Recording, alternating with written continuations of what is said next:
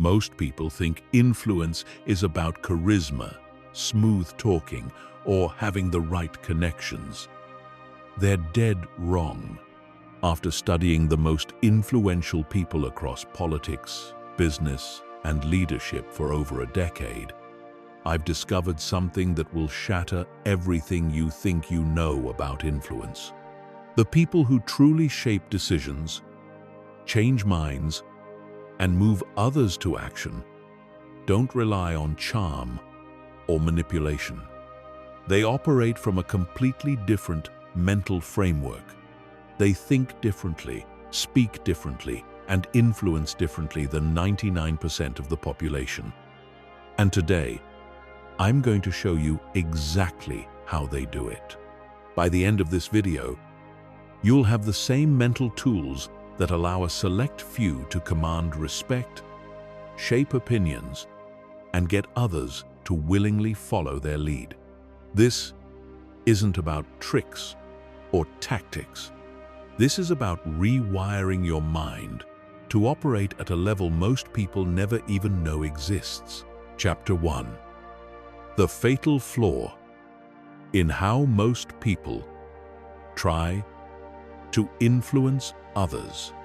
Here's the brutal truth about why most people fail miserably at influence. They think influence is about them. They think it's about being more persuasive, more articulate, or more commanding.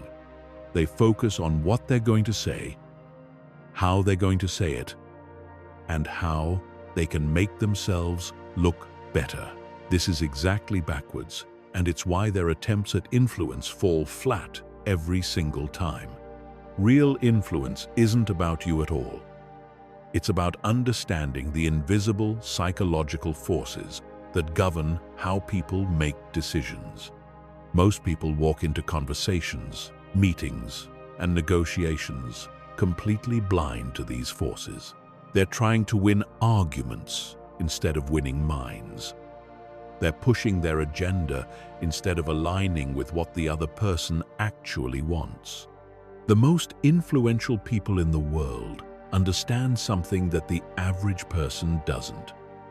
Every single person you interact with is operating from their own unique psychological blueprint. This blueprint determines what they pay attention to, what they value, what they fear, and what motivates them to take action. When you understand someone's psychological blueprint, influencing them becomes almost effortless. When you ignore it, even the most logical arguments will be rejected. Think about the last time someone tried to convince you of something but completely missed the mark.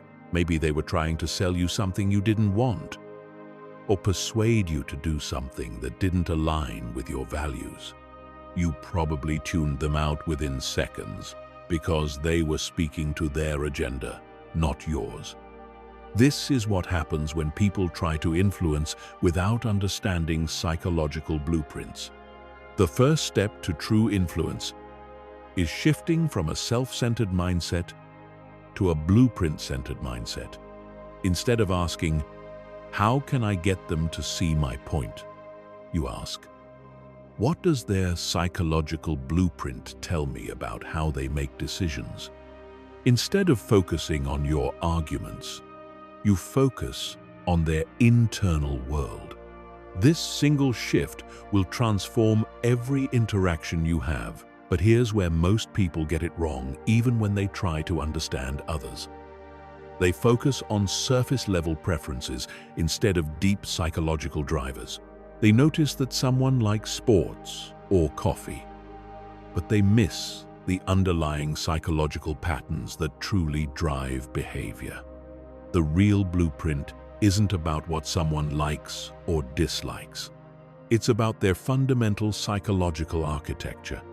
Every person operates from one of several core psychological archetypes. Some people are driven by security and stability. Others are motivated by achievement and recognition. Some make decisions based on logic and data, while others are guided by relationships and harmony. Some people move toward opportunities, while others are primarily motivated by avoiding problems. When you can quickly identify which archetype someone operates from, you can predict their behavior and communicate in a way that resonates at the deepest level. The most successful influencers become psychological chameleons, not in a manipulative way, but in a strategic way. They adjust their communication style to match the psychological frequency of whoever they're speaking with. When talking to someone driven by security, they emphasize stability and risk reduction. When speaking with achievement-oriented individuals, they focus on success and recognition. This isn't about changing your core message. It's about translating your message into the psychological language that the other person naturally speaks. This is why the same message can land completely differently with different people. It's not because people are illogical or unpredictable. It's because each person filters information through their unique psychological blueprint. Master influencers understand these blueprints and speak directly to them. Chapter 2. The hidden psychology of decision, making that determines every choice. If you want to influence someone's decision, you need to understand how decisions are actually made. Most people think decisions are rational, logical processes. They believe that if you present enough facts and make a compelling argument, people will naturally choose the best option. This is one of the most dangerous misconceptions in human psychology, and believing it will sabotage every attempt you make at influence. The reality is that all decisions are emotional first, then rationalized with logic afterward. Neuroscience has proven that when the emotional centers of the brain are damaged, people literally cannot make decisions, even simple ones. The rational mind doesn't make decisions. It justifies decisions that have already been made at the emotional level. This means that if you're only appealing to logic, you're completely missing the actual decision-making process. But here's what even most psychologists get wrong about emotions and decision-making. They think emotions are chaotic, unpredictable forces that cloud judgment. In reality, emotions follow predictable patterns, and these patterns can be mapped, understood, and influenced strategically. Every person has an emotional hierarchy. Certain emotions carry more weight than others in their decision-making process. Some people are primarily motivated by the emotion of excitement and possibility. Others are driven by fear of loss or regret. Some make decisions to feel important or significant, while others decide based on the desire to belong and connect. The key to emotional influence isn't to manipulate emotions, but to understand which emotions drive a particular person's decisions and then align your message with those emotional priorities. When you speak to someone's primary emotional drivers, their brain lights up with engagement. When you miss their emotional frequency, their brain literally shuts down and stops paying attention. Here's a framework that will revolutionize how you approach influence. Every decision a person makes is answering one of three fundamental questions. First, will this help me gain something I want? Second, will this help me avoid something I fear? Third, will this align with who I believe I am? These three psychological drivers, what I call the Trinity of motivation, govern every single decision from what someone eats for breakfast to major life choices.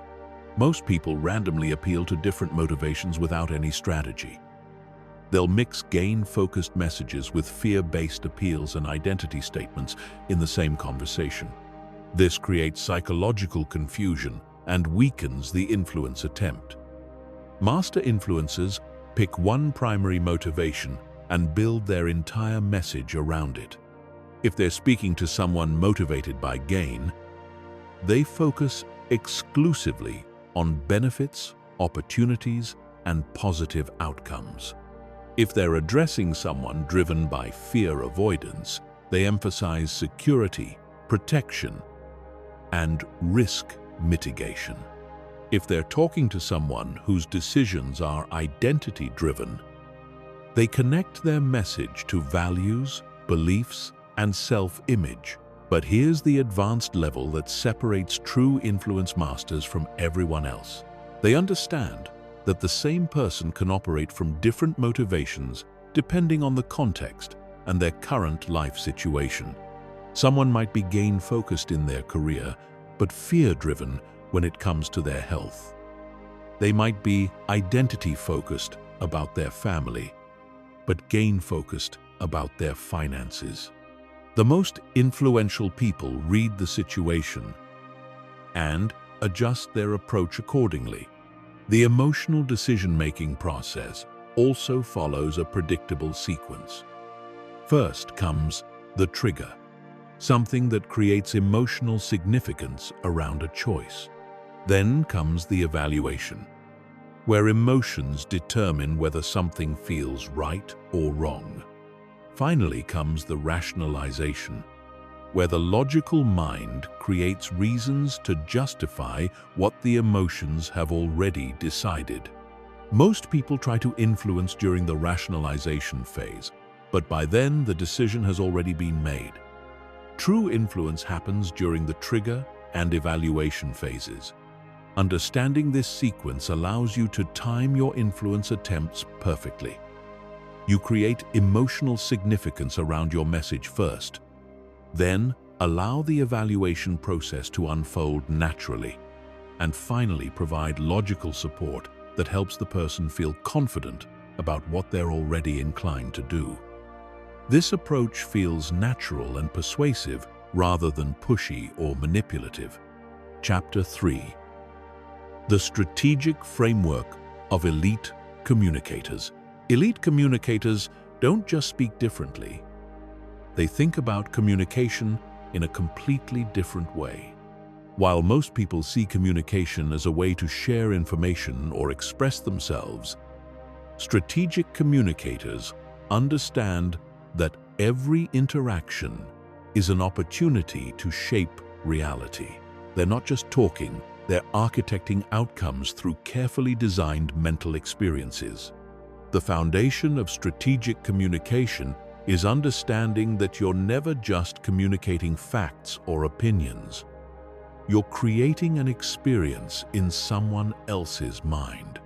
Every word you choose, every concept you introduce, every example you give is building a mental model in the listener's brain. Most people let this happen randomly, hoping their message will somehow land correctly. Strategic communicators take complete control of the mental experience they create. This starts with something I call reality architecture. Before you ever open your mouth, you need to design the mental landscape you want to create. What do you want the person to see, feel, and understand? What mental associations do you want them to make? What beliefs do you want them to question or strengthen? Elite communicators map this out strategically before they ever begin speaking.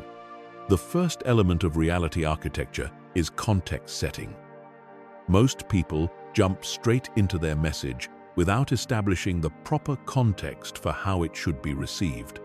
This is like trying to plant seeds in unprepared soil. Strategic communicators always begin by shaping the context. They establish why this conversation matters, what's at stake, and how the listener should frame what they're about to hear. They prime the listener's mind to receive their message in exactly the way they intend. Context setting isn't just about giving background information. It's about creating psychological readiness.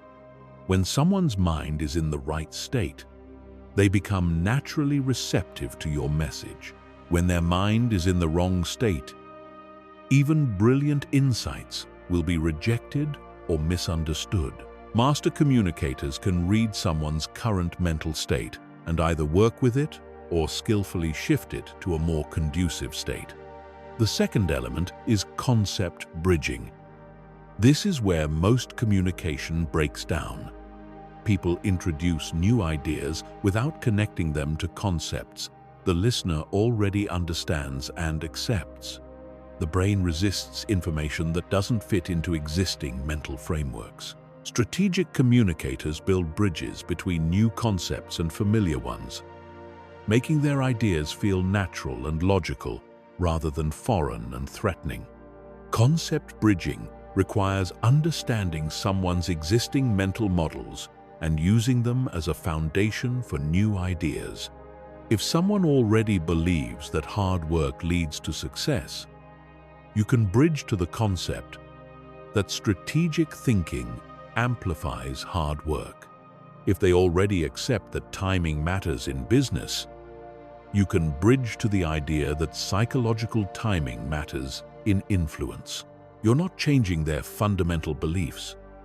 You're expanding them in the direction you want them to go. The third element is progression mapping. Elite communicators never present their full message all at once. They understand that the mind needs to be led through a logical progression where each step builds naturally on the previous one. They map out the mental journey they want to take someone on, ensuring that each point prepares the mind for the next point. This is why great communicators often seem to be reading minds. They're not psychic. They're just thinking several steps ahead. They know where they want to end up, so they can design a pathway that feels inevitable. Each point they make creates curiosity or raises a question that their next point will address. The listener feels like they're discovering insights rather than being told them.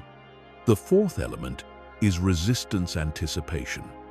Master communicators know that every mind has built-in resistance mechanisms that automatically reject ideas that threaten existing beliefs or challenge comfort zones. Instead of being surprised by resistance, they anticipate it and address it proactively. They acknowledge potential objections before they're raised and reframe them in a way that actually strengthens their position. This isn't about manipulating people past their resistance. It's about understanding their legitimate concerns and addressing them honestly. When you acknowledge someone's resistance and show that you understand where it comes from, you build trust and credibility. When you try to bulldoze past resistance, you create more of it. Chapter 4. The psychological triggers that control human behavior. Human behavior isn't random or chaotic. It follows predictable patterns driven by psychological triggers that most people don't even know exist. These triggers operate below the level of conscious awareness, automatically influencing how people think, feel, and act. The people who understand and can activate these triggers hold extraordinary power over human behavior. Today, you're going to learn how these triggers work and how to use them ethically and effectively. The first and most powerful trigger is the principle of psychological consistency. Once a person takes a position or makes a commitment, they have an overwhelming need to remain consistent with that decision. This isn't just about maintaining their reputation with others. It's about maintaining their self-image as a rational, consistent person. The need for consistency is so strong that people will often continue course of action even when it no longer serves them, simply to avoid the psychological discomfort of inconsistency. Strategic influencers use this principle by getting people to make small commitments that align with larger goals. They don't ask for big changes all at once. They start with tiny commitments that feel easy and natural, then gradually build toward larger commitments. Each small yes creates psychological momentum toward the next yes. This is why the most effective sales processes feel like natural progressions rather than high-pressure pitches. But here's the advanced application that most people miss. You can also trigger consistency by getting people to explain their own reasoning.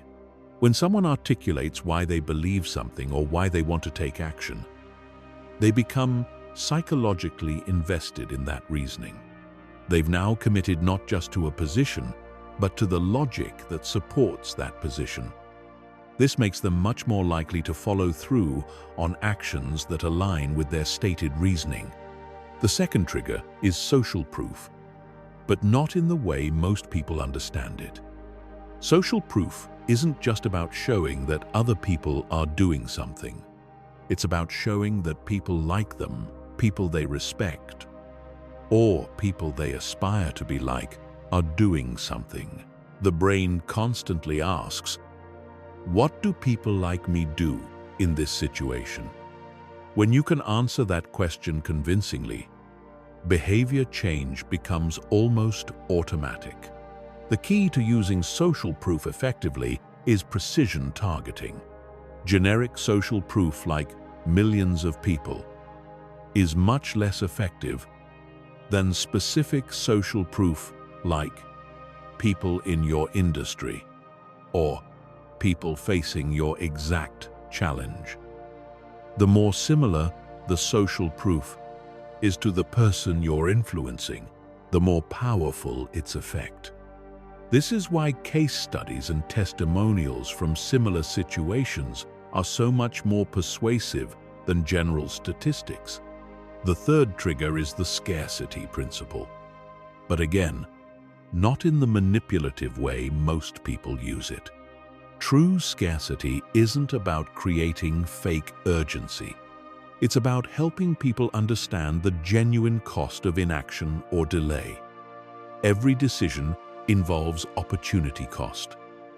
When someone chooses one path, they're automatically closing off other paths. Strategic influencers help people see these opportunity costs clearly. The psychology of scarcity taps into loss aversion, one of the strongest human psychological biases. People feel the pain of potential loss much more intensely than they feel the pleasure of potential gain. When you can help someone see what they might lose by not taking action, you create powerful motivation. But this only works when the scarcity is genuine and the potential loss is real. The fourth trigger is reciprocity, the psychological need to return favors and maintain balanced relationships. When someone does something for us, we feel psychological pressure to do something for them in return. This isn't just about major favors. Even small acts of value creation trigger the reciprocity response. The key is to give value before asking for anything in return. But the most powerful form of reciprocity isn't giving things. It's giving insights, perspectives, or opportunities that the person couldn't have accessed without you. When you help someone see something they couldn't see before, or understand something they were confused about, you create intellectual debt. They feel grateful not just for what you've given them, but for how you've expanded their thinking. The fifth trigger is authority, but not positional authority. Psychological authority comes from demonstrating expertise, experience, and results in areas that matter to the person you're influencing. People naturally defer to those who know more than they do about subjects that are important to them. The key is not to claim authority, but to demonstrate it through your insights, questions, and understanding of their situation. True authority is also about intellectual honesty. When you acknowledge the limits of your knowledge or admit when you're not sure about something, you actually increase your credibility rather than diminish it. People trust those who are honest about what they know and what they don't know. The sixth trigger is commitment and consistency's cousin: cognitive dissonance resolution. When people hold conflicting beliefs or when their actions don't align with their values, they experience psychological discomfort. The mind automatically works to resolve this discomfort, usually by changing beliefs or rationalizing actions. Strategic influencers can create productive cognitive dissonance that motivates positive change. The key is to help people see gaps between their current situation and their stated values or goals. When someone realizes that their current actions aren't aligned with what they say they want, they feel compelled to resolve that inconsistency. The most elegant influence happens when you help people see these gaps themselves rather than pointing them out directly. Chapter 5. Master-level persuasion techniques used by world leaders. The most powerful people in the world, from heads of state to business leaders to social movement organizers, all use a specific set of persuasion techniques that go far beyond basic influence principles. These are not techniques you'll find in typical communication books because they operate at a level of sophistication that most people never reach. Today, you're going to learn the exact methods used by those who shape nations, industries, and human history. The first master-level technique is called ideological packaging. Most people try to persuade others to adopt their specific ideas or solutions. Master persuaders understand that people resist new ideas, but they embrace ideas that feel like extensions of beliefs they already hold. The key is packaging your message inside ideological frameworks that your audience already accepts. This isn't about deception or manipulation. It's about translation. Every person operates from a set of core beliefs about how the world works, what's important, and what's right or wrong. When you can connect your message to these existing beliefs, it feels natural and obvious, rather than foreign and threatening. Someone who values freedom will respond to ideas framed around liberation and choice. Someone who values security will embrace the same ideas when framed around protection and stability. The sophistication comes in understanding that the same message can be packaged in multiple ideological frameworks depending on your audience. A business innovation can be presented as a way to gain competitive advantage to growth-oriented leaders, as a way to reduce risk to security-focused managers, or as a way to serve customers better to relationship-focused teams.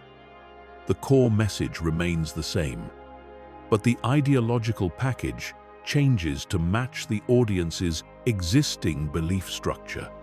The second technique is strategic vulnerability. This sounds counterintuitive because most people think influence requires projecting strength and certainty. Master persuaders understand that selective vulnerability creates deeper connection and trust than constant strength projection. When you reveal appropriate struggles, uncertainties, or challenges, you accomplish several psychological goals simultaneously. First, you humanize yourself and create emotional connection. People trust those who seem real and relatable more than those who seem perfect and untouchable. Second, you trigger the helper instinct. When someone shares a genuine challenge, others naturally want to help solve it. Third, you model the kind of openness you want in return. When you're appropriately vulnerable, others become more open and honest with you. The key word is strategic. This isn't about oversharing or appearing weak. It's about carefully chosen moments of authentic disclosure that serve the relationship and the conversation. Master persuaders reveal struggles that their audience can relate to, uncertainties that make them seem thoughtful rather than indecisive, and challenges that demonstrate their commitment to important values. The third technique is consensus manufacturing. This doesn't mean manufacturing fake consensus, but rather helping groups discover genuine common ground that they might not have recognized on their own. Most people focus on areas of disagreement and try to argue their way through them. Master persuaders focus on areas of agreement and build from there.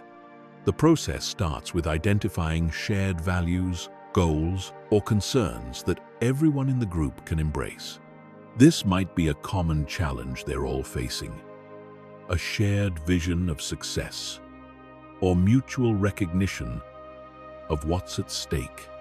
Once this common ground is established, specific solutions can be evaluated based on how well they serve these shared interests.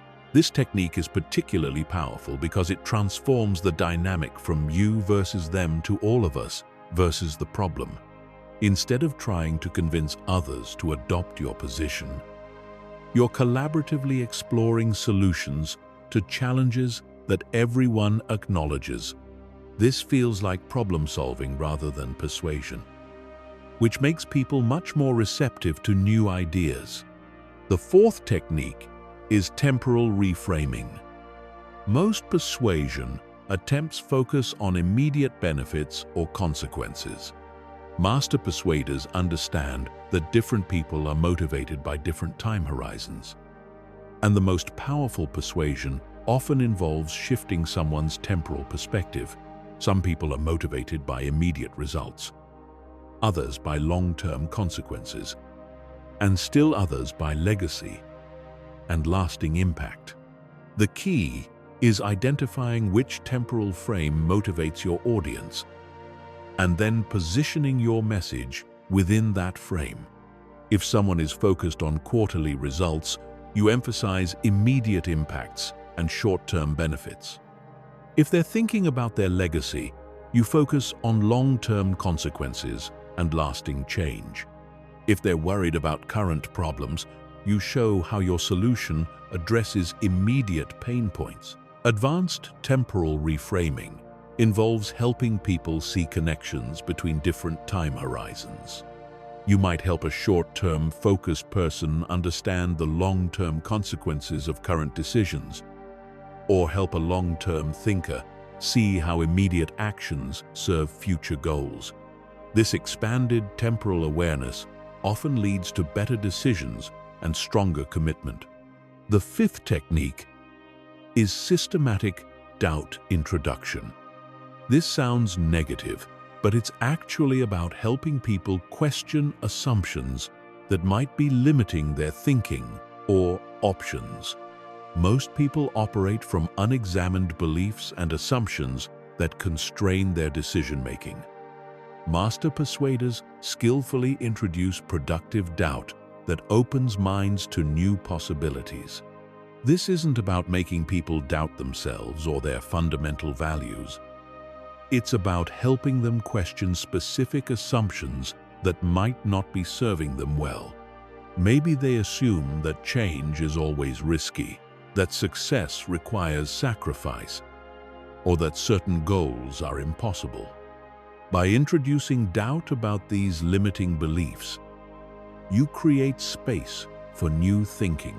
The technique works by asking thoughtful questions rather than making direct challenges. Instead of telling someone their assumption is wrong, you might ask, "What if that weren't necessarily true?" Or, "Have you seen situations where that assumption didn't hold?"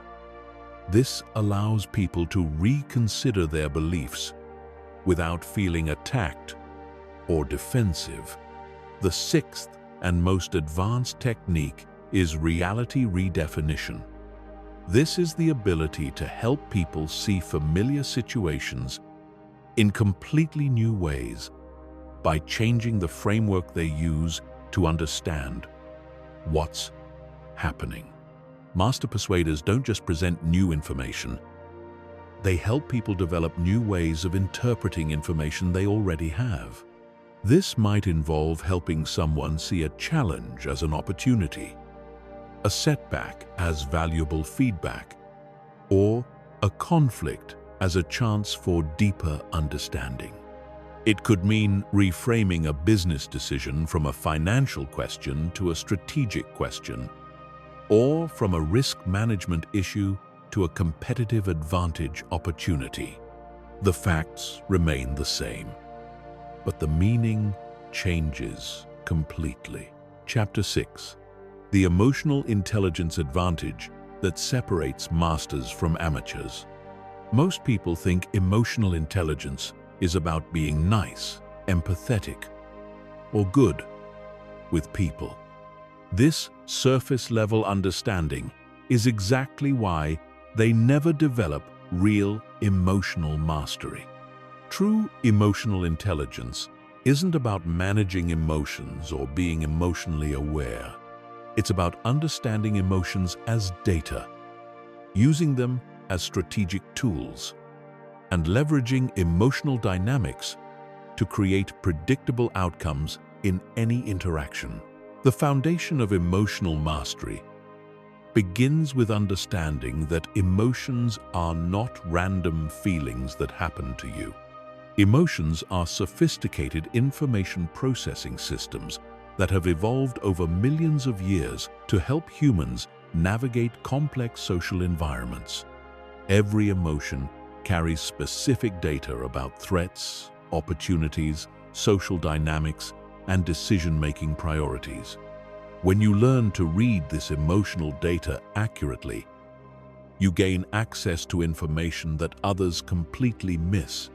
Consider anger, which most people see as a negative emotion, to be controlled or suppressed.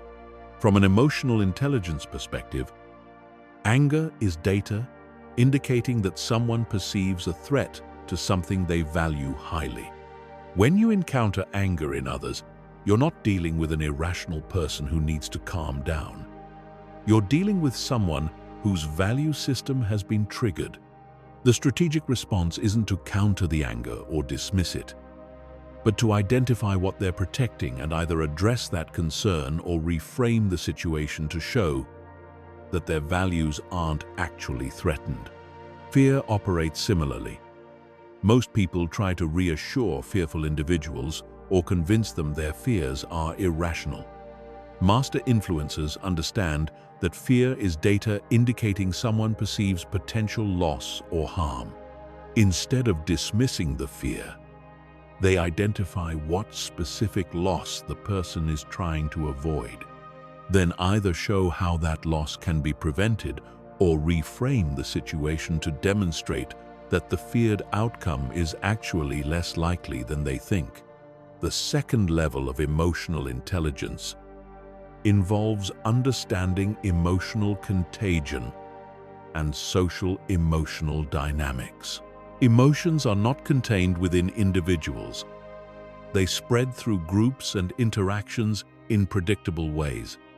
When you walk into a room, you're not just bringing your own emotional state. You're either contributing to the existing emotional atmosphere or actively changing it.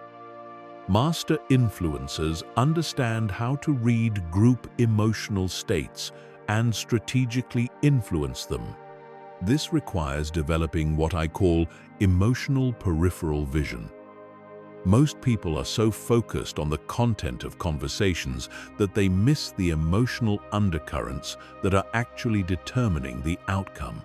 You need to simultaneously track multiple emotional streams. Your own emotional state, the emotional state of each person you're interacting with, and the collective emotional atmosphere of the group. This sounds complex, but it becomes automatic with practice.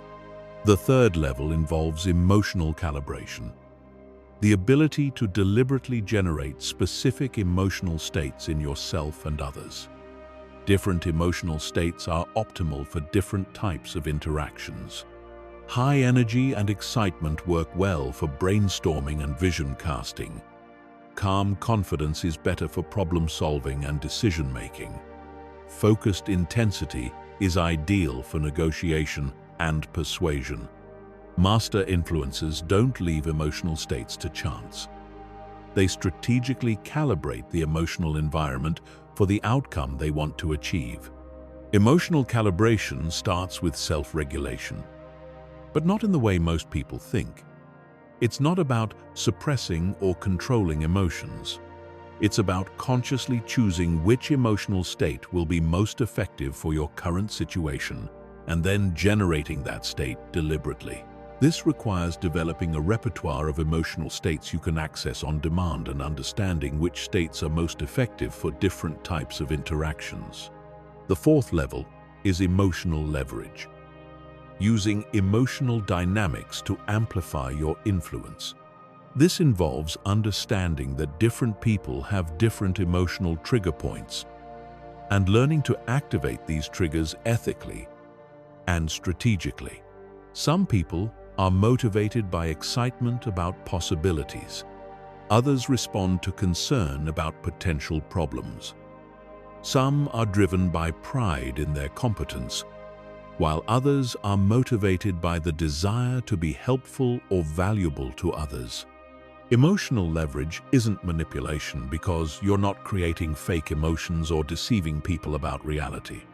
You're simply presenting information and opportunities in ways that naturally activate emotional responses that lead to better decisions. When you help someone feel excited about a genuine opportunity or appropriately concerned about a real risk, you're using emotional leverage to serve their interests, as well as your own. The fifth level is emotional prediction.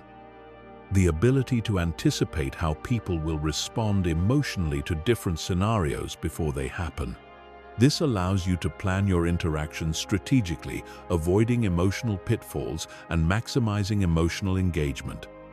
Most people react to emotional responses after they happen. Master influencers predict them in advance and structure their interactions to generate optimal emotional responses. Emotional prediction requires understanding individual emotional patterns and universal emotional triggers. Every person has a unique emotional signature, consistent ways they respond to specific types of situations. Some people always become defensive when their competence is questioned. Others get excited when presented with new challenges. Some withdraw when they feel pressured, while others become more engaged. When you understand someone's emotional signature, you can predict their responses and plan your approach accordingly. Chapter 7. Advanced Social Dynamics and Group Psychology. Individual influence is just the beginning. The real test of your influence mastery comes when you need to shape group dynamics, manage multiple stakeholders, and navigate complex social environments where different people have different agendas, loyalties, and motivations. This is where most people's influence attempts fall apart completely because they don't understand how social dynamics actually work. Groups don't think or make decisions the same way individuals do. Group psychology operates according to different rules, different pressures, and different motivations. When you try to influence a group using individual influence techniques, you're using the wrong tools for the wrong situation. You need to understand the invisible social forces that govern group behavior and learn to work with these forces rather than against them. The first principle of group dynamics is understanding social roles and how they shape behavior. In every group interaction, people automatically assume specific social roles that determine how they participate, what they pay attention to, and how they make decisions. These roles include the leader who sets direction, the skeptic who questions ideas, the supporter who builds consensus, the expert who provides technical knowledge, and the diplomat who manages relationships. Most people don't consciously choose their social role. They fall into habitual patterns based on their personality, past experiences, and the immediate social context. But master influencers understand that social roles are fluid and can be influenced strategically. You can either work with someone's natural role tendencies or help them shift into different roles that better serve the group's objectives. The key insight is that people are more committed to decisions when they feel their role has been respected and utilized effectively. The expert wants their knowledge acknowledged and incorporated. The skeptic wants their concerns addressed thoughtfully. The supporter wants to help build positive momentum. When you honor these role needs while guiding the group toward your desired outcome, people feel satisfied with the process and committed to the result. The second principle involves understanding group decision-making patterns. Groups rarely make decisions through rational analysis of alternatives. Instead, they go through predictable emotional and social phases that ultimately determine the outcome. These phases include initial positioning, where people stake out their territories, exploration, where different perspectives are aired, conflict, where differences are confronted, and resolution, where consensus emerges. Most people try to rush groups toward resolution without allowing the necessary phases to unfold naturally. This creates resistance and poor commitment, even when decisions are reached. Master influencers guide groups through these phases strategically, ensuring that each phase accomplishes its psychological and social purpose, while gradually building momentum toward their preferred outcome. The third principle is managing alliance structures within groups. Every group has a complex web of relationships, loyalties, and influence patterns that operate beneath the surface of formal interactions. Some people have historical alliances, others have competing agendas, and still others serve as bridge builders between different factions. Understanding these alliance structures allows you to predict how different proposals will be received and identify the key relationships you need to influence. This doesn't mean playing politics in a manipulative way. It means understanding the human reality of group dynamics and working with it effectively. When you know that two people typically support each other's ideas, you can approach them as a unit rather than trying to convince them separately. When you understand that someone serves as a bridge between different factions, you can work through them to build broader consensus.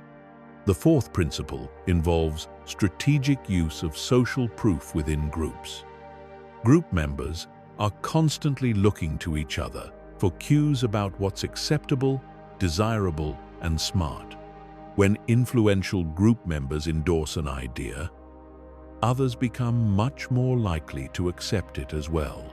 Master influencers identify the social proof sources within each group and focus their initial influence efforts on these key individuals. But here's the sophisticated part that most people miss.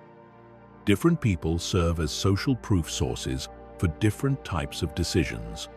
The person who influences technical decisions might be different from the person who influences strategic decisions or relationship decisions. Master influencers map these influence networks and approach the right people for the right types of decisions. The fifth principle is energy management within group interactions. Every group has a collective energy level that rises and falls throughout their interaction. High energy periods are optimal for generating ideas, building enthusiasm, and making bold decisions.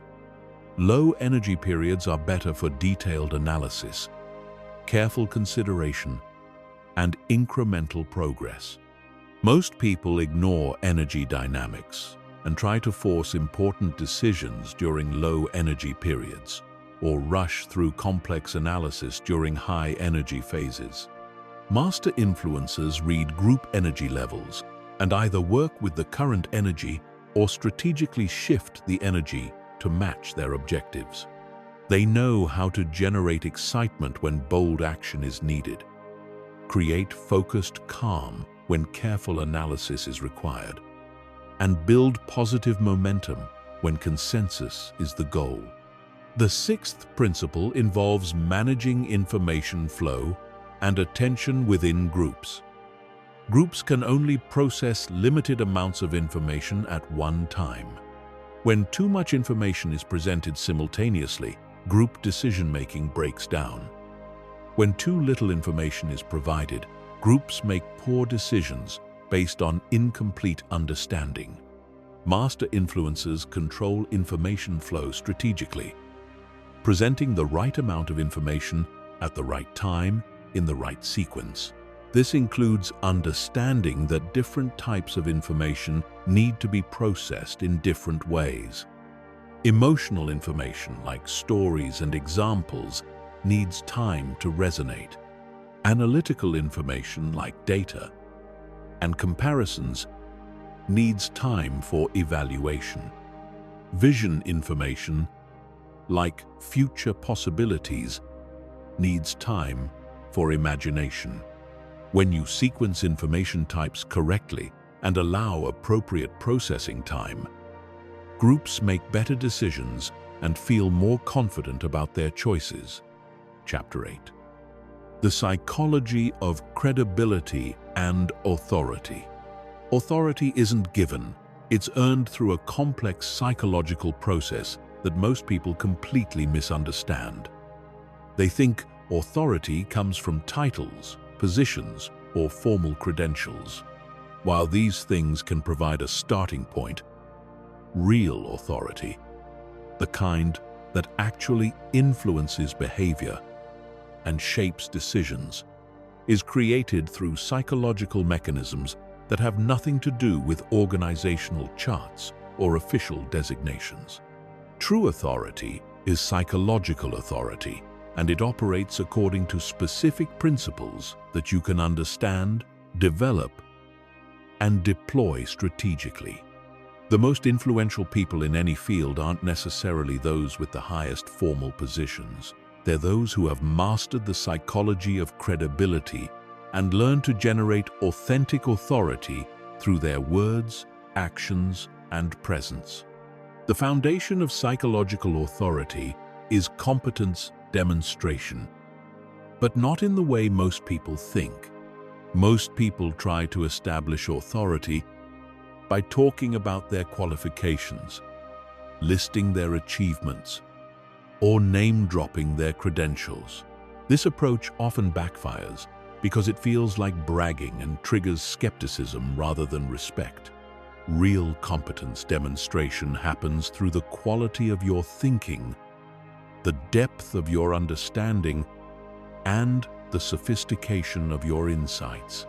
When you speak about complex topics with nuanced understanding, ask questions that reveal deep knowledge, or offer perspectives that others hadn't considered, you demonstrate competence without claiming it. People recognize expertise through the quality of someone's thinking much more than through their resume. This is why some people command immediate respect when they speak, while others with impressive credentials are ignored or dismissed. The key is developing what I call diagnostic intelligence, the ability to quickly understand situations, identify core issues, and offer insights that prove you truly comprehend what's happening. When someone is struggling with a challenge and you can immediately identify aspects of their situation that they hadn't recognized themselves, you establish competence credibility instantly. This requires genuinely developing your analytical capabilities, not just learning to fake understanding. The second element of psychological authority is consistency between claims and behavior. People grant authority to those whose actions align with their words and whose behavior reflects their stated values and beliefs. Inconsistency destroys authority faster than almost anything else, because it signals that someone either doesn't believe their own message or lacks the discipline to live according to their principles. This means that building authority requires ruthless self-awareness about the gaps between what you say and what you do. If you advocate for strategic thinking, your own decisions need to reflect strategic analysis. If you teach about emotional intelligence, your own emotional responses need to demonstrate mastery. If you promote discipline and focus, your own behavior needs to exemplify these qualities. People are constantly watching for these alignments and inconsistencies, often subconsciously. The third element is intellectual honesty and appropriate humility. Counterintuitively, admitting when you don't know something or acknowledging the limits of your expertise actually increases your credibility rather than diminishing it. This happens because intellectual honesty signals confidence and authenticity. People trust those who are honest about what they know and what they don't know more than those who pretend to have expertise they don't actually possess. This doesn't mean being self-deprecating or undermining your own competence. It means being precise about your areas of strength and honest about areas where others might have more expertise. When you say, "I don't have direct experience with that, but based on what I know about similar situations," you sound more credible than if you pretended to be an expert in everything. The fourth element is value delivery before value extraction. Authority is granted to those who consistently provide value to others without immediately asking for something in return. This could be insights that help people see their situations more clearly, perspectives that help them make better decisions, or simply attention and understanding that helps them feel heard and valued. The key insight is that authority accumulates over time through repeated demonstrations of value. Each time you help someone understand something better, solve a problem more effectively, or see opportunities they had missed, you build authority credits. These credits compound over time, creating a reputation for being valuable to interact with. People begin to seek your opinions, defer to your judgment, and implement your suggestions because past experience has taught them that your input typically proves helpful. The fifth element is emotional regulation under pressure. Authority figures are those who remain calm, clear-thinking, and decisive when others become reactive, confused, or paralyzed. This doesn't mean being emotionally distant or unfeeling. It means maintaining your center and your judgment capabilities even when situations become challenging or stressful. People naturally look to those who seem to understand what's happening and know how to respond effectively when uncertainty or pressure increases. This requires developing genuine emotional resilience and stress management capabilities, not just learning to appear calm on the surface. When your thinking remains clear under pressure, others naturally defer to your judgment because their own thinking capabilities may be compromised by stress or emotion. The sixth element is strategic patience and long-term perspective. Authority figures think beyond immediate circumstances and can see patterns, trends, and consequences that others miss. They're not reactive to every change or crisis because they understand how current events fit into larger contexts. This broader perspective allows them to remain steady when others are anxious and provide guidance based on deeper understanding rather than surface-level responses. Developing this broader perspective requires continuously expanding your knowledge base, studying patterns across different fields and time periods, and practicing the discipline of thinking systemically rather than just responding to immediate circumstances. When people recognize that you see things they don't see and understand implications they haven't considered, they naturally grant you authority in decision-making situations. Chapter 9. Strategic Conversation Management and Flow Control. Every conversation has an invisible architecture that determines its outcome. Most people participate in conversations reactively, responding to whatever is said without any strategic plan for where the interaction should go or how it should unfold. This reactive approach leaves the outcome to chance and often leads to conversations that waste time, create confusion, or produce unsatisfactory results for everyone involved. Master influencers understand that conversations are systems that can be designed, managed, and optimized for specific outcomes. They don't just participate in conversations, they architect them. They understand conversation dynamics, flow patterns, and control mechanisms that allow them to guide interactions toward productive conclusions while making the process feel natural and collaborative. The foundation of conversation management is outcome definition. Before entering any important conversation, you need clarity about what you want to accomplish. This isn't just about what you want to say or what points you want to make. It's about what you want the other person to think, feel, understand, or decide by the end of the interaction. Most conversations fail because people focus on their talking points rather than their desired outcomes. Outcome definition requires thinking beyond your immediate agenda to consider what would constitute a genuinely successful interaction for all parties involved. The most effective conversations are those where everyone leaves feeling that something valuable was accomplished.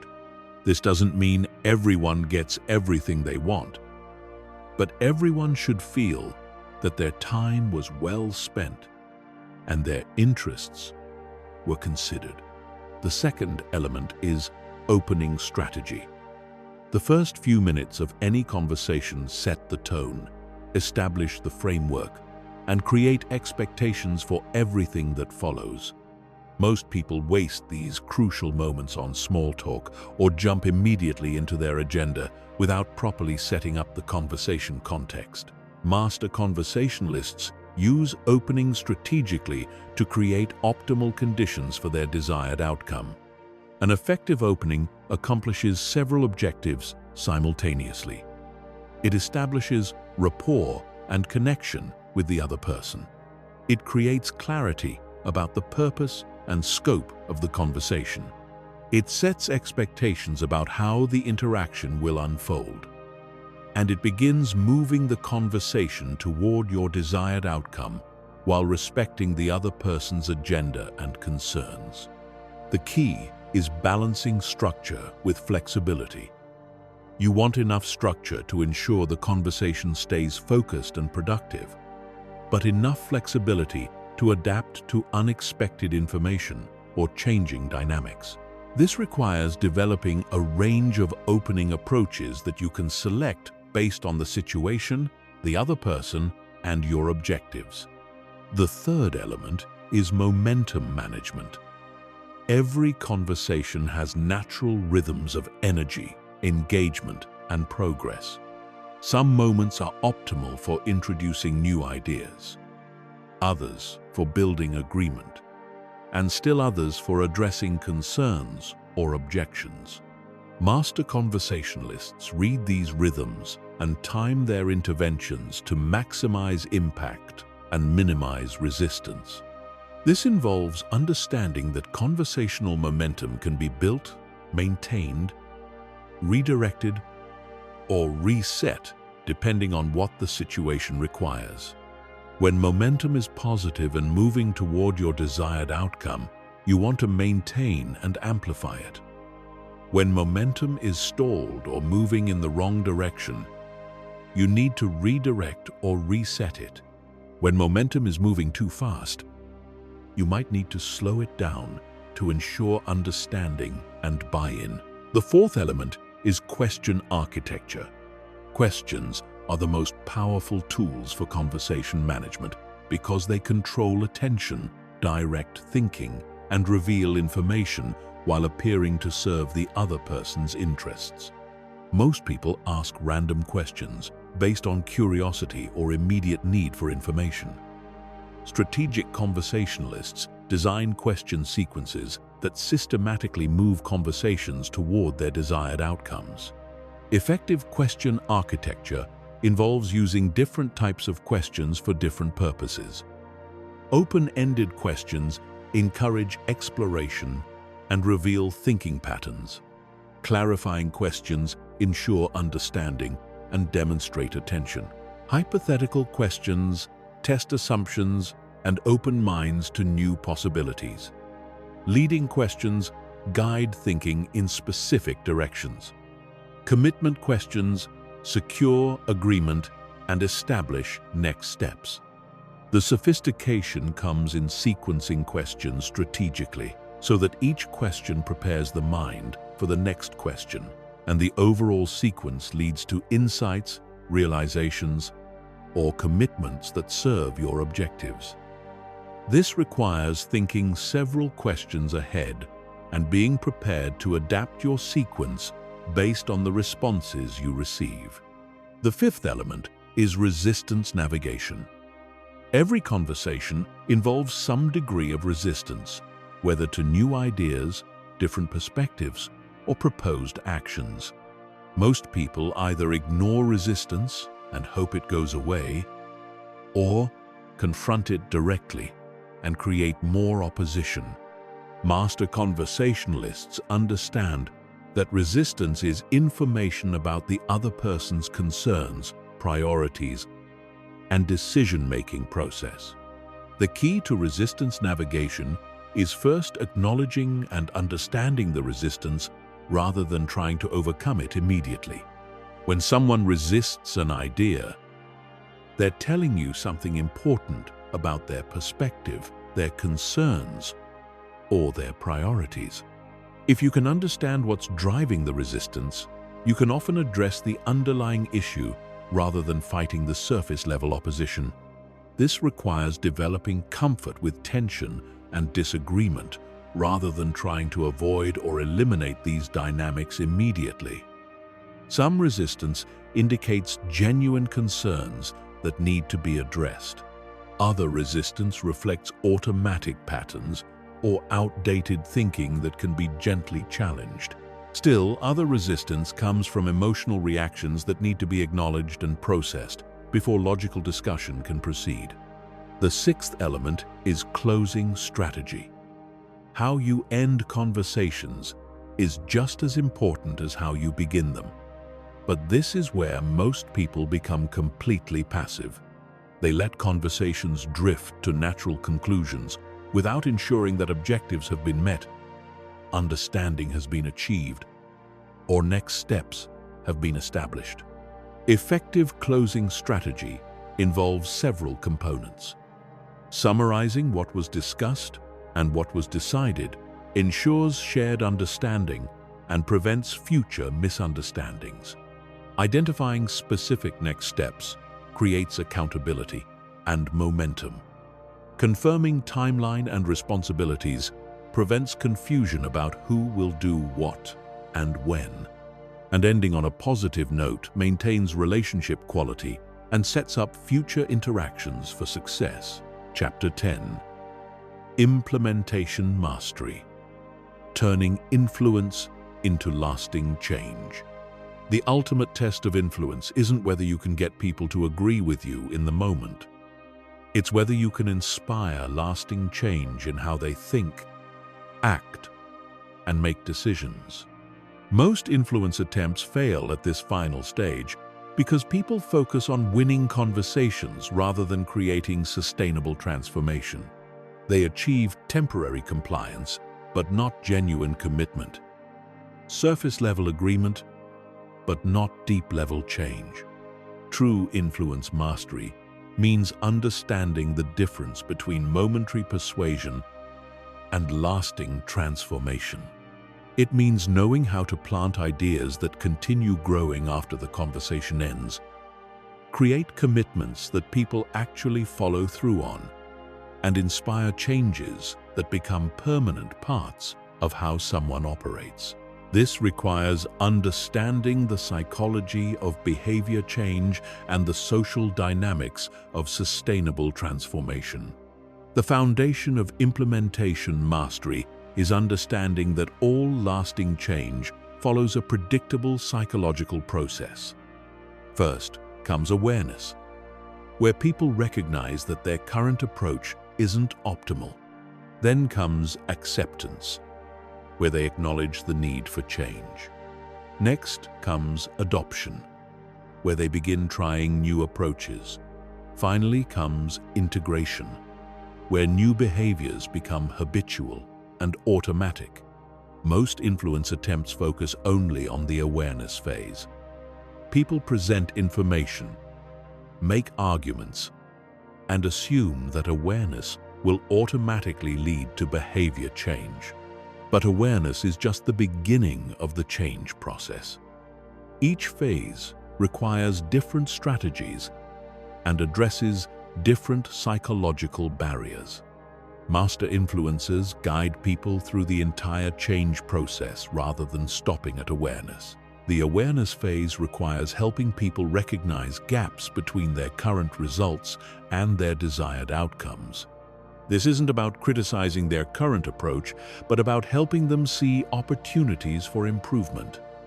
The key is connecting current problems or limitations to specific behaviors or thinking patterns. When someone can see the connection between what they're doing and what they're getting, awareness becomes motivation for change. The acceptance phase involves overcoming the natural resistance to changing established patterns. People resist change even when they intellectually recognize its value, because change requires effort, involves uncertainty, and threatens their sense of competence. Overcoming this resistance requires addressing both the rational concerns and the emotional barriers that keep people stuck in familiar patterns.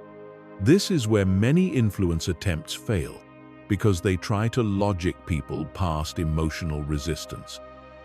But emotional barriers are real and legitimate. Change is uncomfortable, uncertain, and risky. People need support and encouragement, not just logical arguments. They need to feel that the benefits of change outweigh the costs, and that they have the capability to succeed with new approaches.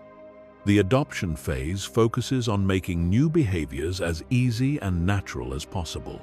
This involves breaking complex changes into manageable steps, providing clear guidance and support, and creating environmental conditions that support rather than undermine new behaviors.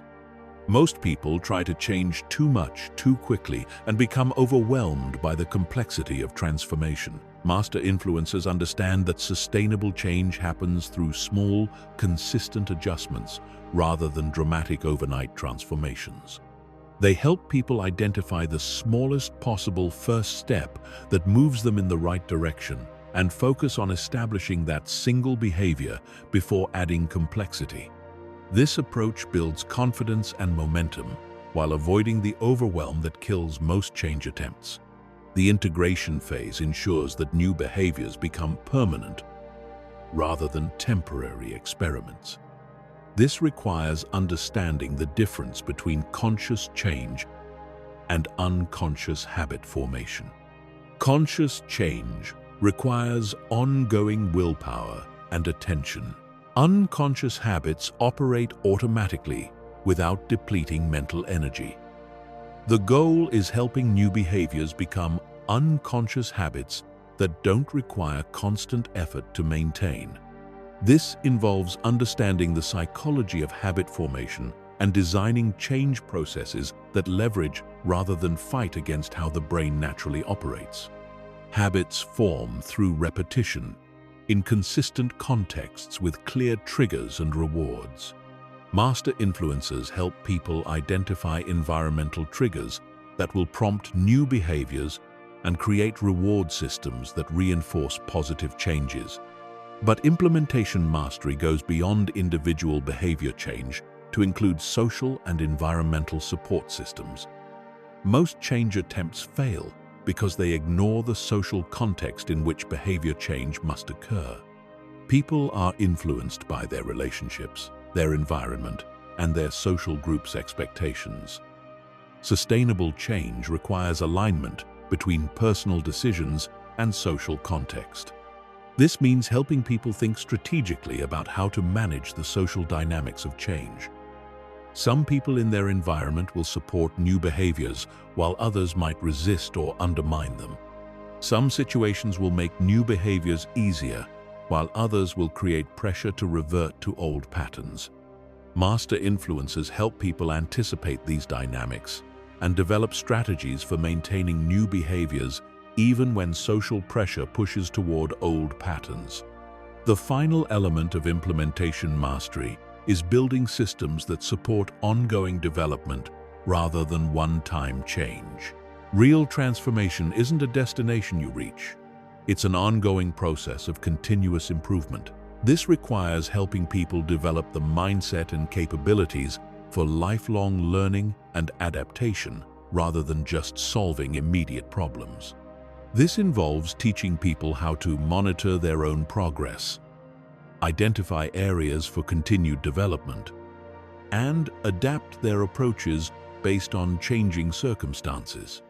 It means helping them develop the analytical capabilities to recognize what's working and what isn't, and the flexibility to adjust their strategies accordingly.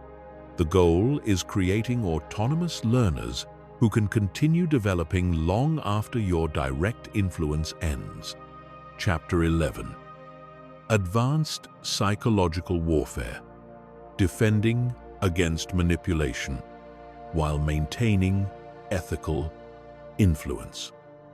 The dark side of influence mastery is understanding how these same principles can be used to manipulate, deceive, and exploit others. This isn't knowledge I share to teach manipulation, but to provide psychological armor against those who would use these techniques against you. The most sophisticated manipulators are those who understand influence psychology deeply and use it without ethical constraints. If you don't understand their methods, you're defenseless against them. The first category of manipulation involves psychological exploitation of cognitive biases and emotional vulnerabilities. Master manipulators study their targets carefully to identify specific weaknesses, fears, and desires that can be leveraged for control. They don't use generic influence techniques. They customize their approach based on detailed psychological profiles they build through observation and strategic questioning. Recognizing this type of manipulation requires understanding the difference between ethical influence and psychological exploitation. Ethical influence aligns your interests with the other person's genuine long-term well-being. Manipulation sacrifices the other person's interests for your short-term gain. Ethical influence provides accurate information and respects autonomy. Manipulation distorts information and undermines independent decision-making. The key warning sign is when someone seems to know too much about your specific psychological patterns and is using that knowledge in ways that don't serve your interests. If someone is pushing buttons you didn't know you had, asking questions that seem designed to extract personal information, or presenting opportunities that feel perfectly tailored to your weaknesses, you may be dealing with a sophisticated manipulator. Protection requires developing what I call psychological sovereignty, the ability to maintain independent judgment, even under sophisticated influence attempts. This starts with self-awareness about your own cognitive biases, emotional triggers, and decision-making patterns. The better you understand your own psychology, the harder it becomes for others to exploit it without your awareness. Psychological sovereignty also requires developing comfort with uncertainty and the discipline to slow down decision-making when you feel pressured. Manipulators often create artificial urgency or scarcity, to prevent careful consideration. They want you to decide based on emotion rather than analysis. When someone is pushing for quick decisions or discouraging you from seeking outside perspectives, these are red flags that should trigger extra scrutiny. The second category involves social manipulation and group dynamics exploitation. This includes techniques like triangulation, where manipulators create conflicts between other people to maintain control; gaslighting, where they systematically undermine someone's perception of reality; and isolation tactics, where they separate targets from support systems that might provide alternative perspectives. These tactics are particularly dangerous because they operate over time and gradually change the social environment around the target. By the time someone recognizes what's happening, their judgment may already be compromised and their support systems may already be damaged. Protection requires maintaining strong, independent relationships and regularly checking your perceptions against trusted outside perspectives. The third category is institutional manipulation, where influence techniques are embedded in organizational structures, processes, and cultures in ways that serve the interests of those in power, while appearing neutral or beneficial. This might include performance review systems that create compliance rather than genuine development, communication protocols that discourage dissent, or reward structures that encourage competition rather than collaboration. Recognizing institutional manipulation requires understanding the difference between systems that genuinely serve collective interests and those that primarily serve power consolidation. The key question is whether institutional influences encourage independent thinking and diverse perspectives, or whether they systematically discourage questioning and alternative viewpoints. But understanding manipulation isn't just about protection. It's also about ensuring that your own influence attempts remain ethical even as they become more sophisticated. The line between ethical influence and manipulation isn't always clear, especially when you're dealing with complex situations where different people have conflicting interests or when you believe strongly that your agenda serves the greater good. The ethical framework for influence requires several non-negotiable principles. First, transparency about your agenda and interests. You don't have to reveal your entire strategy, but you should be honest about what you're trying to accomplish and why. Second, respect for the other person's autonomy and long-term well-being. Your influence attempts should genuinely serve their interests as well as your own. Third, commitment to accuracy and intellectual honesty. You shouldn't distort information or use false premises to support your arguments. Fourth, willingness to accept no as an answer. Ethical influence respects the other person's right to make different choices, even when you disagree with those choices. If you find yourself unable to accept rejection or constantly trying to find new ways to overcome the same objections, you may be crossing the line into manipulation. Fifth, long-term relationship orientation. Ethical influence strengthens relationships over time rather than exploiting them for short-term gain. The most sophisticated test of ethical influence is whether you would be comfortable having your influence attempts used on someone you care about in a similar situation. If you wouldn't want someone using your techniques on your family member, friend, or colleague, then you're probably operating unethically regardless of your good intentions.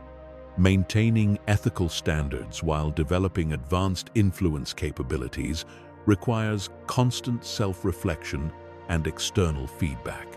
Power and influence capabilities can gradually corrupt judgment, even among well-intentioned people. Regular reality checks from trusted colleagues or advisors can help maintain perspective.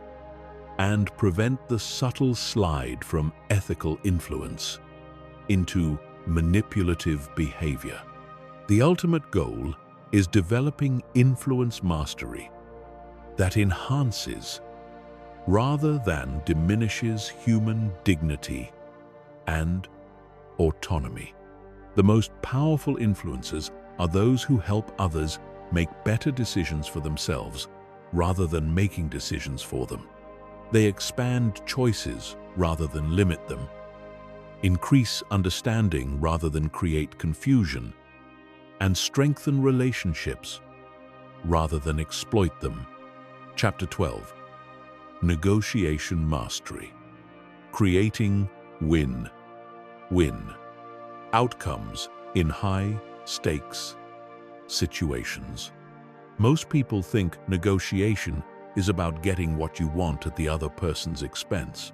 This zero-sum mentality is exactly why most negotiations either fail completely or succeed in the short term while destroying relationships and future opportunities. True negotiation mastery is about expanding the pie so that everyone gets more value than they thought possible. Creating outcomes where all parties feel genuinely satisfied with the result. The foundation of advanced negotiation is understanding that every negotiation is really about interests, not positions. Positions are what people say they want. Interests are why they want it.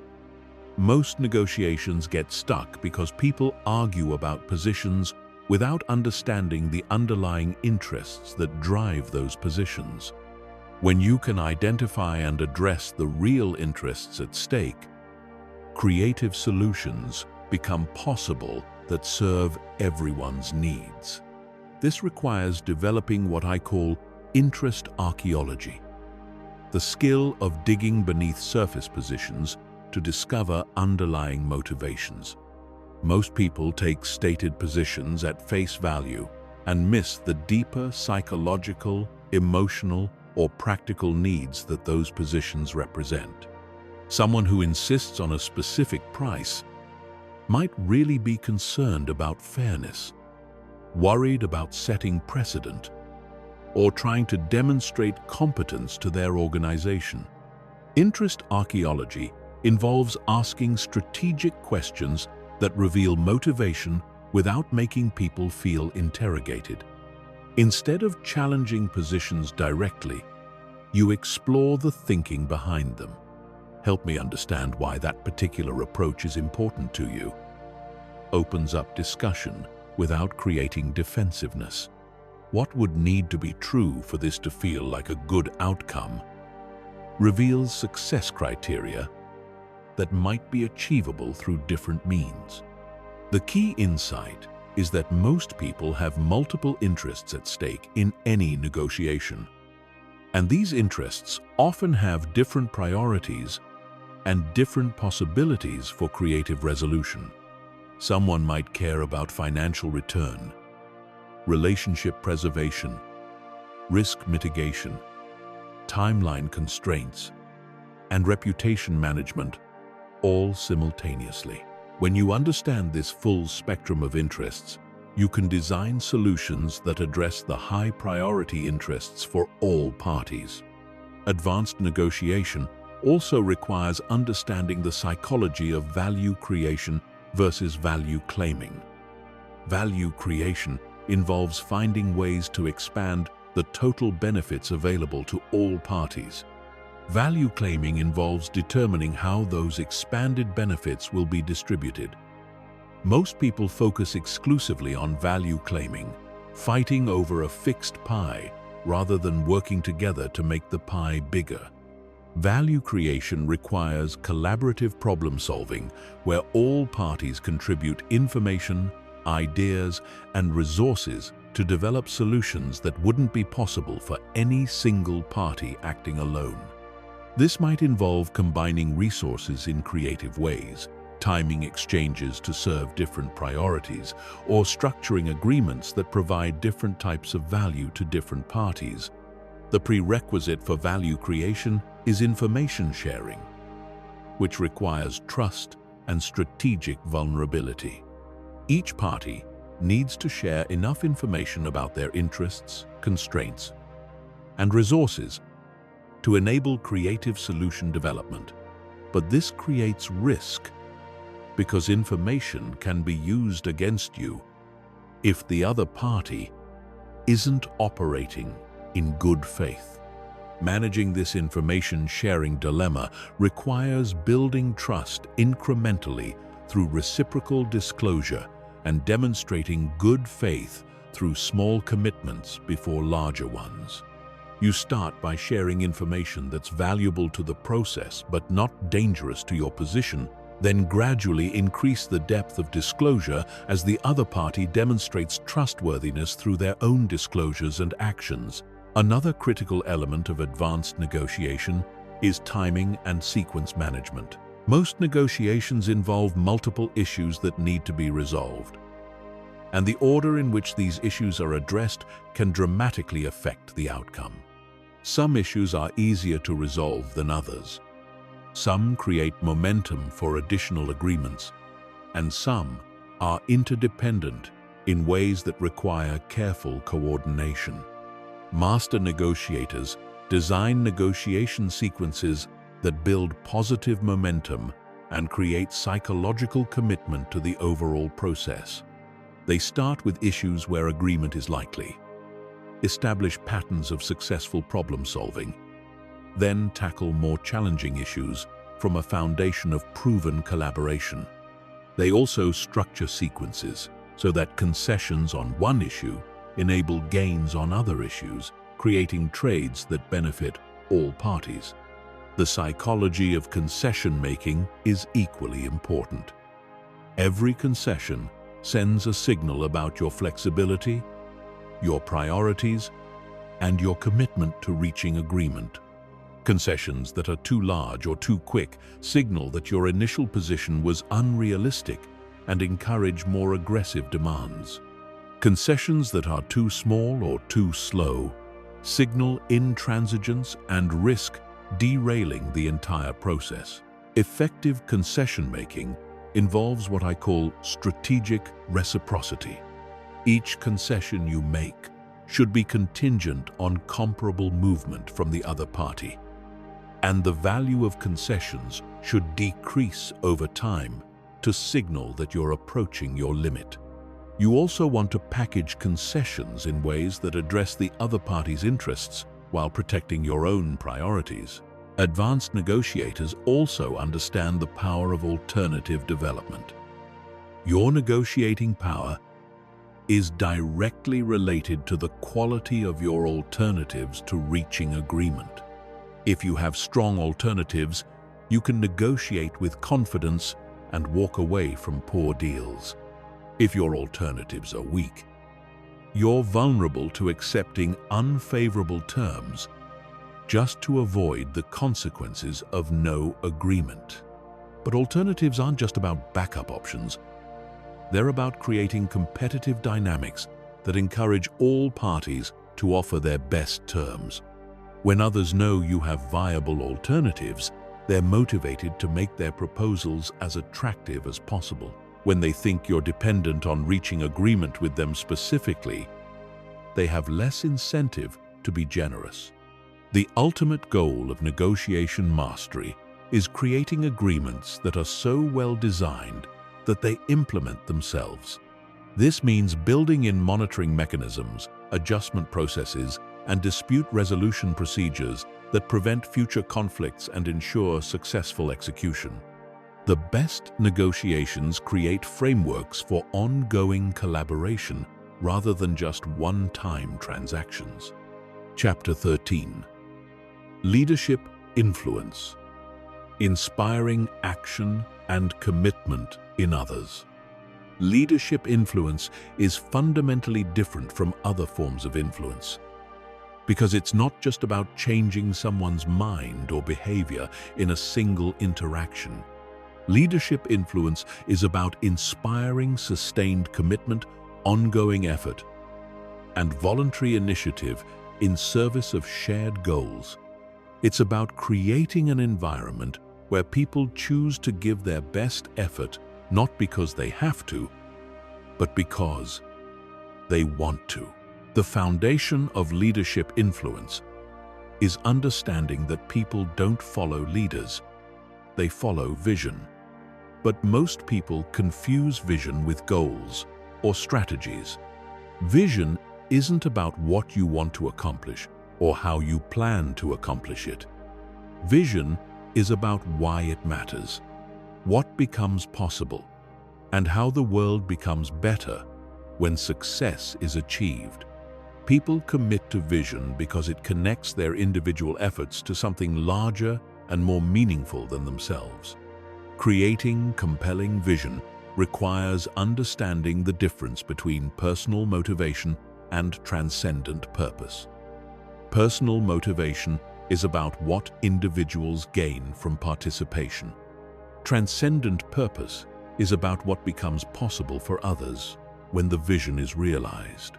The most powerful visions combine both elements, showing people how their personal growth and success contributes to outcomes that matter beyond themselves. But vision without competence is just inspiration without substance. Leadership influence requires demonstrating that you can actually deliver on the vision you're promoting. This means consistently making progress on stated objectives, solving problems that others can't solve, and making decisions that prove effective over time. People follow those who can turn vision into reality, not just those who can articulate inspiring possibilities. Competence demonstration in leadership is different from competence demonstration in other contexts because it's not just about technical expertise.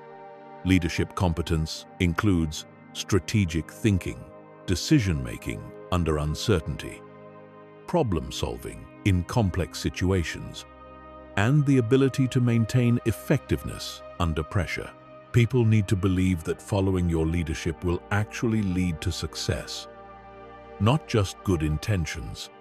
The second element of leadership influence is trust building through consistency and reliability.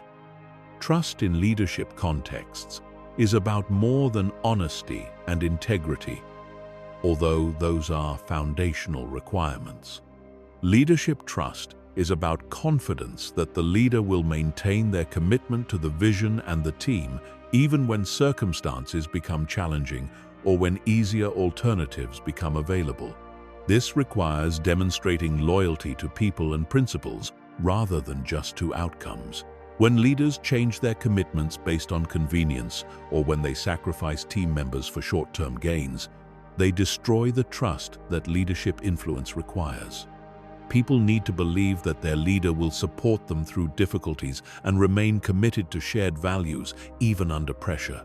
Trust building also requires transparent communication about challenges, setbacks, and uncertainties. Leaders who try to project false confidence or who hide difficulties from their teams actually undermine trust because people can sense when they're not getting complete information. Authentic leadership involves sharing appropriate information about both positive developments and legitimate concerns. The third element is individual development and empowerment.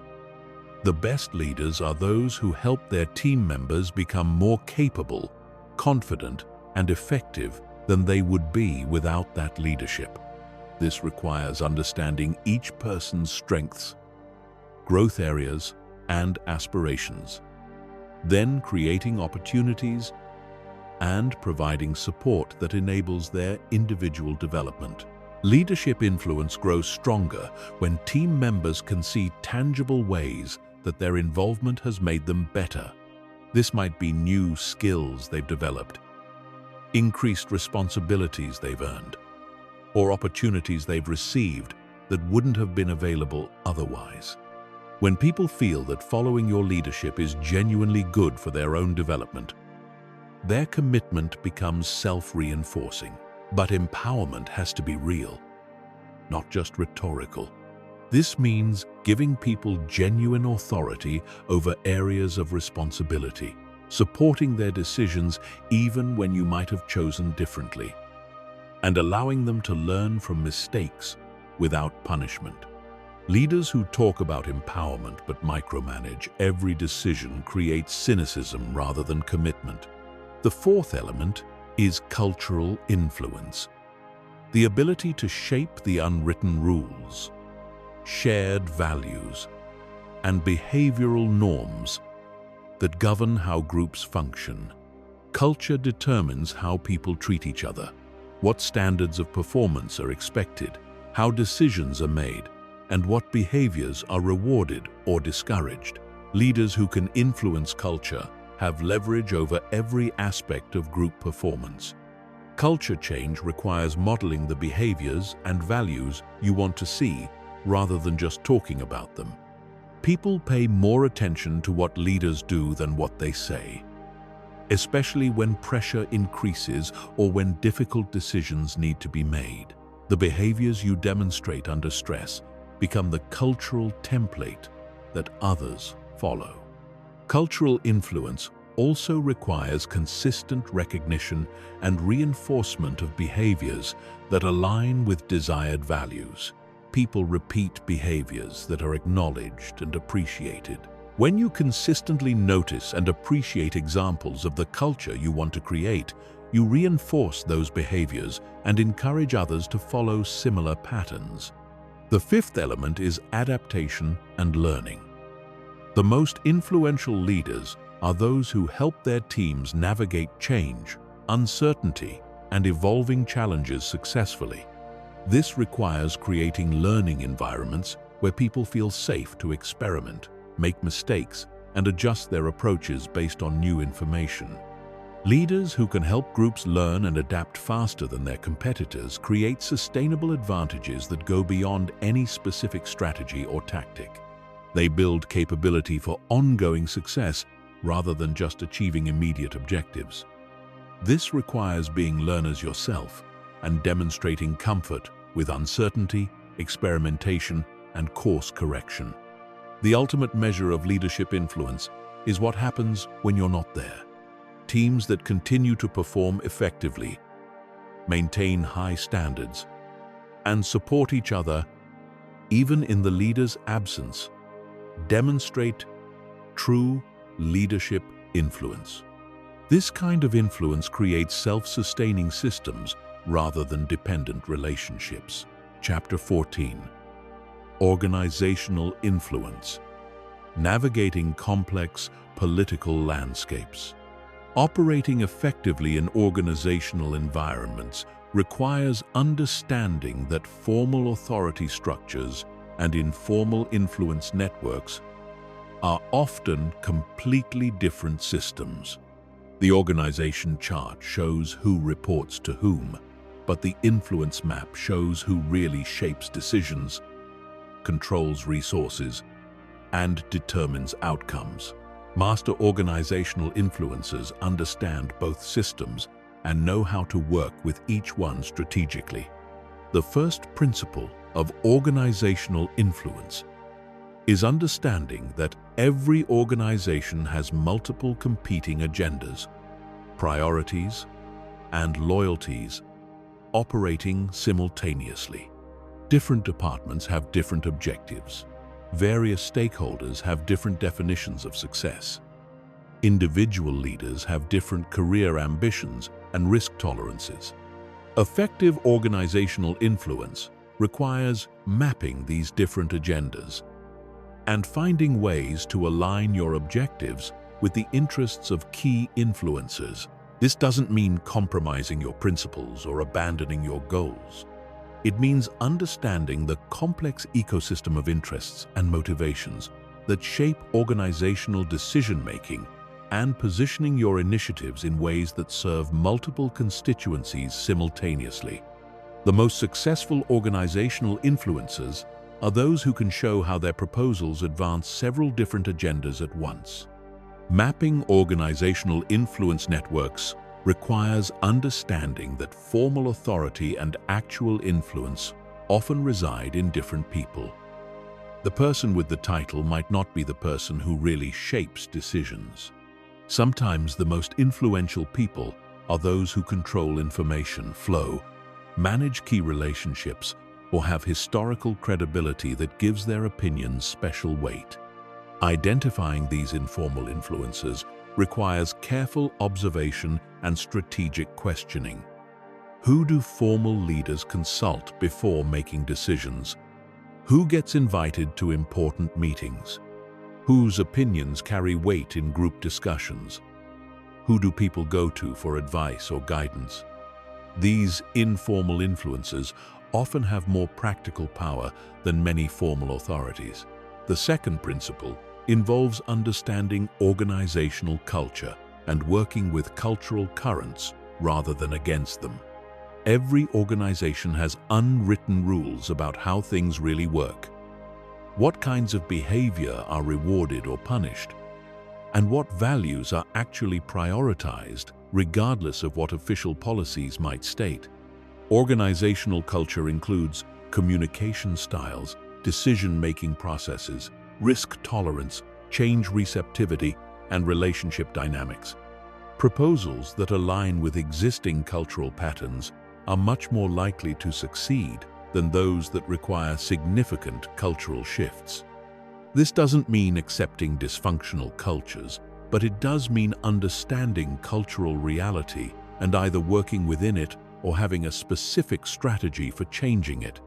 Cultural influence in organizations requires patience and persistence because cultures change slowly through accumulated examples rather than dramatic declarations. The most effective approach is consistently demonstrating alternative behaviors and achieving results that prove their value, gradually showing others that different approaches can be successful. The third principle is strategic alliance building within organizations. No individual has enough influence to shape complex organizational outcomes alone. Success requires building coalitions of support among people who have different types of influence, different perspectives, and different resources. These alliances need to be authentic relationships based on mutual benefit rather than purely transactional arrangements. Building effective organizational alliances requires understanding what different people need to be successful and finding ways to support their objectives while advancing your own. This might involve sharing information, providing resources, offering expertise, or creating opportunities for others to demonstrate their value. The key is making alliance partners genuinely better off for their association with you. Alliance building also requires managing competing loyalties and conflicting interests within your coalition. Different alliance partners may have different opinions about specific tactics or timing. Some may have historical conflicts with each other. Managing these dynamics requires diplomatic skills and the ability to find common ground among people with different perspectives and priorities. The fourth principle involves strategic communication and information management within organizational contexts. Information is power in organizations, but it's not just about having access to information. It's about understanding what information different people need when they need it, and how they prefer to receive it. It's also about controlling the timing and framing of information to maximize its impact. Effective organizational communication requires understanding formal and informal communication channels. Some information should be shared through official channels to ensure proper documentation and accountability. Other information is more effectively shared through informal networks, where it can be discussed and refined before formal presentation. Master organizational influencers understand which channels to use for different types of communication. Information management also involves understanding that different organizational levels require different levels of detail and different framing. Senior executives typically want strategic summaries focused on implications and recommendations. Middle managers need tactical details about implementation and resource requirements. Frontline employees need clarity about how changes will affect their daily work. The fifth principle is timing and political awareness. Organizations have natural rhythms and cycles that affect receptivity to different types of proposals. Budget cycles, performance review periods, leadership transitions, and external pressures all create different windows of opportunity for different types of initiatives. Political awareness means understanding the current organizational priorities, the pressures that key leaders are facing, and the external factors that are shaping decision-making. Proposals that align with current organizational priorities are much more likely to receive attention and resources than those that require shifting attention away from immediate concerns. This doesn't mean waiting for perfect conditions, but it does mean being strategic about when and how you present different initiatives. Sometimes the right idea presented at the wrong time fails completely, while the same idea presented when organizational conditions align can succeed beyond expectations. The sixth principle involves building organizational capability rather than just achieving immediate objectives. The most successful organizational influencers are those who leave organizations more capable than they found them. This means developing other people's capabilities, improving processes and systems, and creating frameworks that enable ongoing success rather than just solving immediate problems.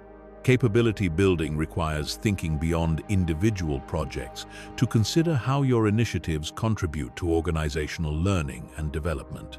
This might involve documenting lessons learned, developing training programs, creating tools and templates that others can use, or mentoring others to take on increased responsibilities. The ultimate goal of organizational influence is creating positive change that becomes self-sustaining. This means building support systems, creating accountability mechanisms, and developing organizational capabilities that ensure improvements continue even after your direct involvement ends. The best organizational influencers create lasting positive change that multiplies over time. Chapter 15. The Future of Influence. Building a legacy of positive impact. As we reach the conclusion of this comprehensive exploration of influence mastery, it's crucial to understand that the techniques, principles, and frameworks you've learned are not just tools for personal success. They represent power, and with that power comes the responsibility to consider how your influence capabilities will shape the world around you. The question isn't just whether you can influence others effectively, but whether you will use that influence to create positive change that extends far beyond your immediate objectives. The most profound realization about influence mastery is that it scales exponentially. When you influence one person to think more strategically, communicate more effectively, or lead more inspiringly, that person influences others in their network. The frameworks and approaches you model become templates that others adopt and spread throughout their spheres of influence. This means that every interaction you have using these principles creates ripple effects that can spread far beyond what you can directly observe or control. Understanding this multiplier effect should fundamentally change how you think about the responsibility that comes with influence capabilities. You're not just shaping immediate outcomes in your conversations, negotiations, or leadership situations. You're contributing to the collective level of influence sophistication in your organization, your industry, and your community. The approaches you demonstrate become part of the cultural template that others use as reference points for their own behavior. This is why the ethical framework we discussed isn't just about avoiding harm in individual interactions. It's about recognizing that you're contributing to the evolution of how influence is practiced in your environment. When you consistently demonstrate ethical, effective influence, you raise the standard and make it easier for others to operate at higher levels. When you cut ethical corners or use influence capabilities manipulatively, you contribute to a culture where such behavior becomes normalized and expected. The first element of building a positive influence legacy is understanding that true mastery means helping others develop their own influence capabilities rather than just using your capabilities to achieve your objectives. This requires shifting from a scarcity mindset where influence is a zero-sum resource that you need to hoard, to an abundance mindset where developing others' capabilities ultimately serves everyone's interests. This doesn't mean giving away your competitive advantages or making it easier for others to compete with you. It means understanding that environments where everyone operates at higher levels of influence sophistication produce better outcomes for everyone involved. When you're surrounded by people who can think strategically, communicate effectively, and influence ethically, every interaction becomes more productive and satisfying. Developing others' influence capabilities requires teaching through demonstration rather than just through instruction. People learn influence techniques by observing them in action more than by hearing about them in abstract terms. This means being intentional about how you conduct yourself in situations where others can learn from your approach. It means explaining your thinking when appropriate and helping others understand the principles behind effective techniques. The second element involves understanding that influence mastery creates opportunities to address larger challenges that matter beyond personal or organizational success. When you can consistently shape decisions, inspire action, and create positive change, you have the capability to contribute to solutions for complex social, environmental, or economic problems that require coordinated effort from many people. This might involve using your influence capabilities to address issues in your industry, your community, or causes that align with your values and expertise. The key insight is that influence mastery gives you leverage to create change that matters not just to you, but to people who don't have direct access to the same opportunities, resources, or capabilities. But this requires thinking beyond immediate results to consider long-term consequences and unintended effects. Every solution creates new challenges. Every change generates resistance and adaptation. Master influencers think systemically about the broader implications of the changes they create and take responsibility for managing negative consequences as well as positive benefits. The third element is building influence capabilities that remain effective as the environment continues to evolve. The specific techniques and approaches that work today will need to be adapted as communication technologies change, as cultural norms evolve, and as people become more sophisticated in their understanding of influence psychology. This requires maintaining a learning orientation throughout your development, rather than assuming that mastering current best practices will remain sufficient indefinitely. The principles underlying effective influence are relatively stable, but their application needs to evolve as contexts change. This means staying curious about new research, experimenting with new approaches, and remaining open to feedback about your effectiveness. It also means developing influence approaches that are robust across different contexts and cultures. As our world becomes increasingly interconnected, influence mastery requires understanding how your approaches translate across different cultural backgrounds, generational perspectives, and communication preferences. The most effective influencers are those who can adapt their style while maintaining their authenticity and ethical standards. The fourth element involves understanding that the ultimate measure of influence mastery is not how much control you can exert over others, but how much positive change you can inspire in the world. This requires defining success in terms of contribution rather than domination, collaboration rather than control, and empowerment rather than dependence. The most successful influencers are those who help others become more capable of creating positive change themselves. They use their influence capabilities to build systems, develop people, and create conditions that enable ongoing improvement rather than just solving immediate problems. They think in terms of building capacity rather than just achieving outcomes.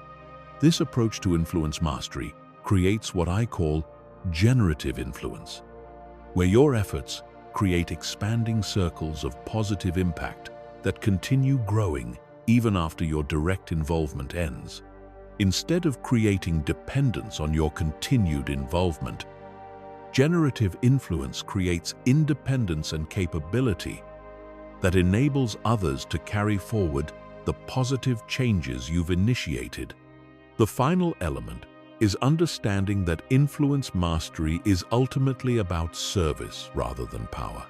The techniques and principles you've learned throughout this exploration are most powerful when they're used to serve something larger than your immediate self-interest.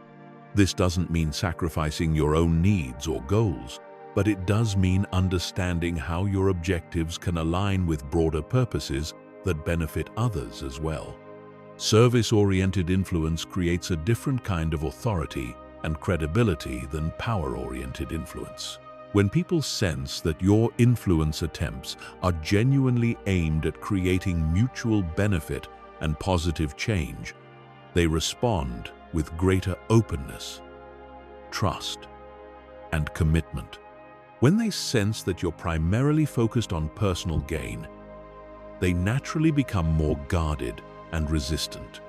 As you continue developing and applying these influence capabilities, remember that you're not just becoming more effective at achieving your goals. You're becoming part of a larger system of human cooperation and progress.